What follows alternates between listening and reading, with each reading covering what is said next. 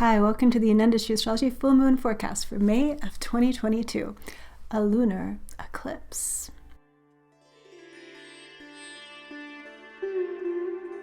The moon is waxing, the energy is increasing, getting stronger and stranger.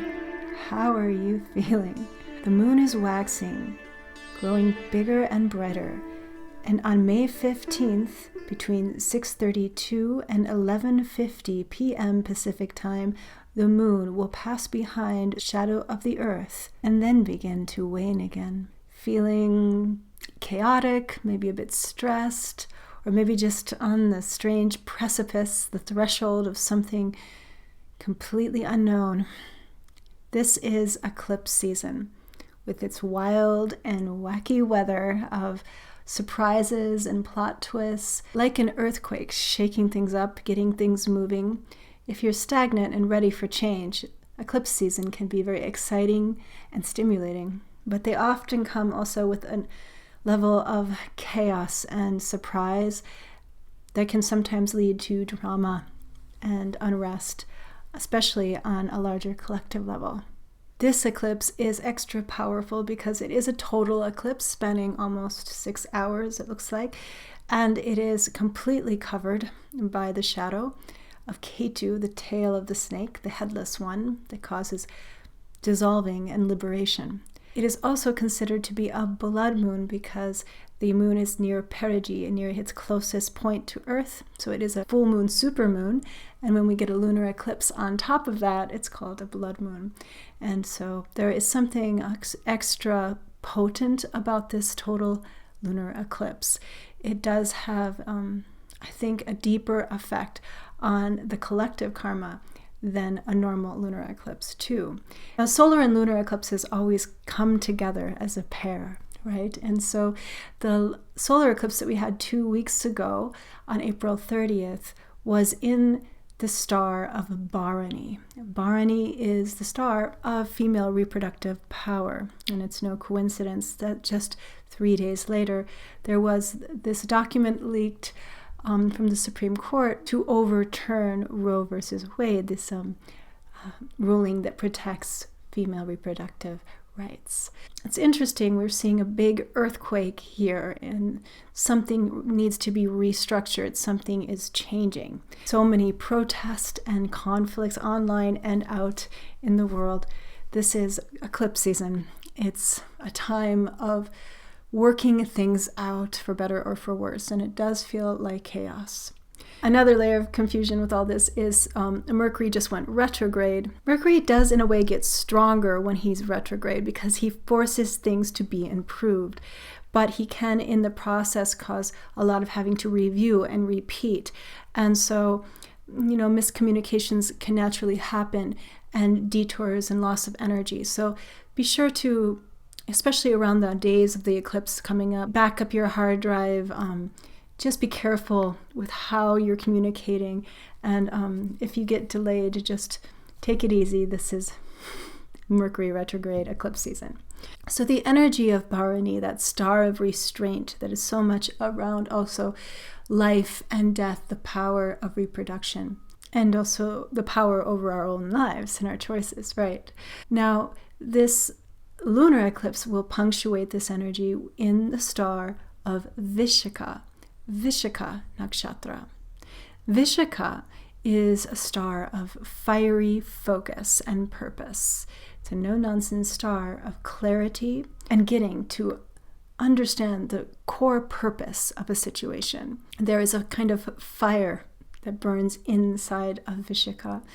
It is connected to Indra Agni, the king of the demigods, and Agni, the god of fire. It's also sometimes correlated with this image of a lightning bolt, the forked lightning bolt, or a trident, a kind of fire flash in the sky.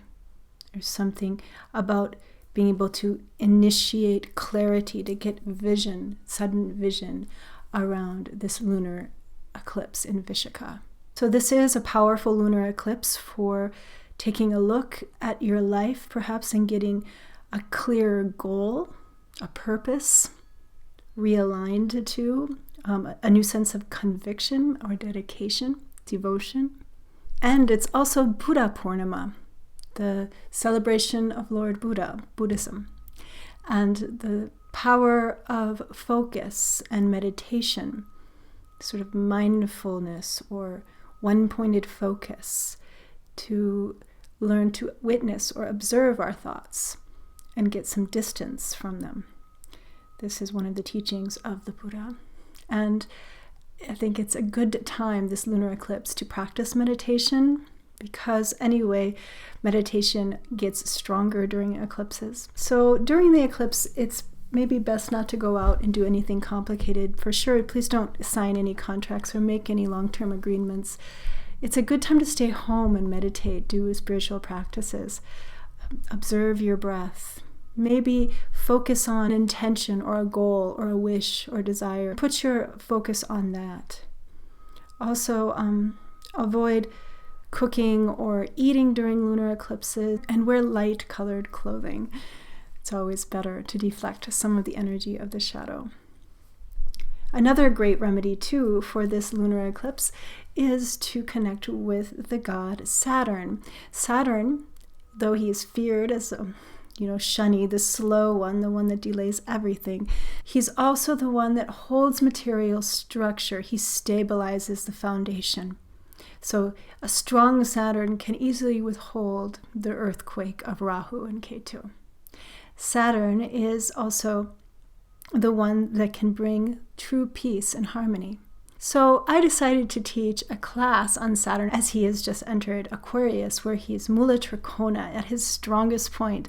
Check out my class. I'm going to be giving it live on the 21st of May here coming up. And it is 2 hours long. It includes horoscopes for the next 2.5 years. A recording will be provided to you so you can check back and refer to it anytime. Check it out if you want to learn more about Saturn and how Saturn will be affecting you in the future, according to Vedic astrology. And yeah. Let's just check out what the tarot cards have to say about this lunar eclipse coming up on the 15th in Vishaka.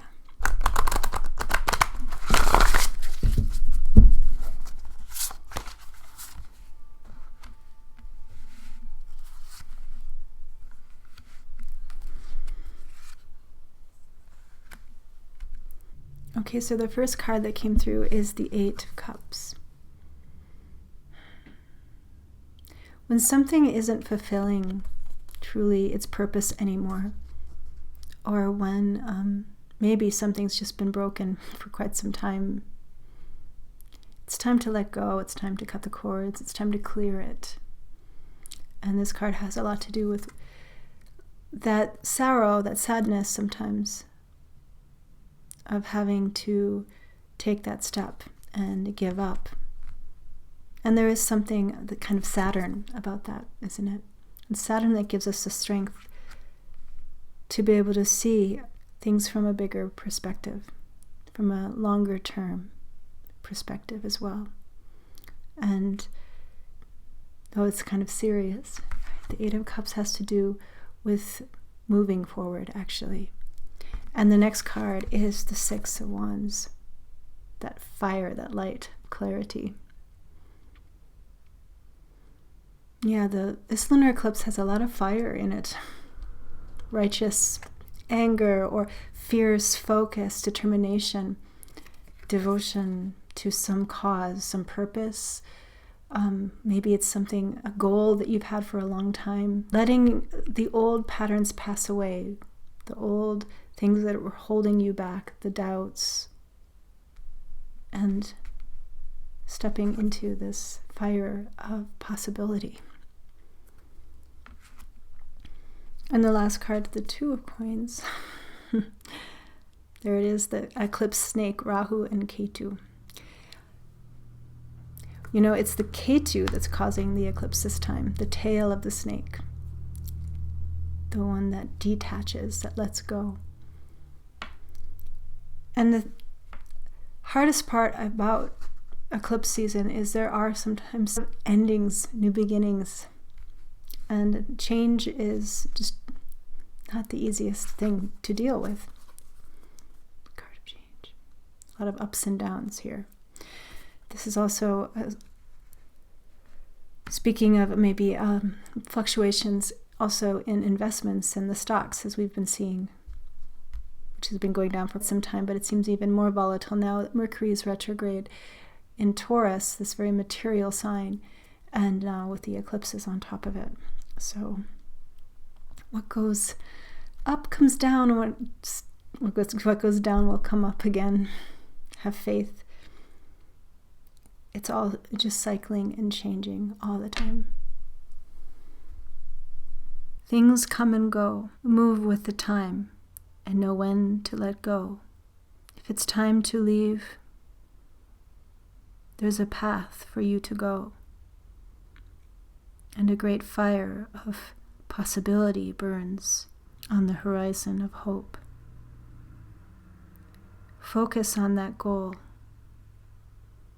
or goals that you have. Keep it in your imagination. Visualize it happening. Allow for the backdrop to change and a new foundation, a new container to hold your dreams to come forward. It's just change. Okay. Well, thank you for coming to the Anandashri Astrology full moon forecast for this lunar eclipse in May. I do give one-on-one readings online, Vedic astrology readings and tarot readings. I also have a newsletter. It's free. You can calculate your Vedic birth star and get a free download as well about the nakshatras on my website. Also, be sure to check out my upcoming class. This is one of the most important classes I have taught. Saturn is one of the most important planets. And so be sure to sign up, check it out. And if you can't make it for the live meeting, there will be a recording provided for you. So check it out and take care out there in eclipse season. Subscribe to this YouTube channel if you like it, and I will see you soon on the next new moon.